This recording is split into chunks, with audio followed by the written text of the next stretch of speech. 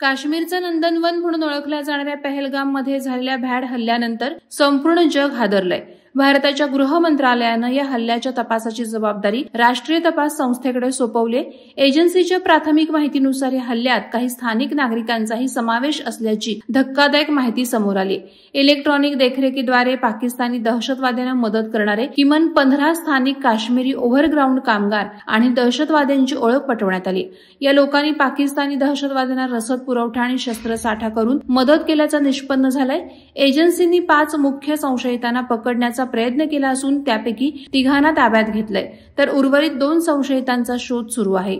तपासात असेही उघड झाले की हल्ल्याच्या दिवशी हे आरोपी संबंधित भागात उपस्थित होते, तसंच त्यांचा फोन देखील सक्रिय होता। अशातच पुण्यातील मावळच्या देहू रोड मधून रमेश चंद्र यांचं कुटुंब काश्मीरच्या पहलगावमध्ये सहलीसाठी गेलं असताना तिथे आपल्या मुलीचा व्हिडिओ काढत असताना 2 दहशतवादी त्या व्हिडिओत कैद झालेले आहेत, जे रेकी करत होते। पहलगामहून 7.5 किलोमीटरवर बेताब व्हॅली जवळ बनवलेल्या रीलमध्ये ते 2 माणसं कैद झाले होते।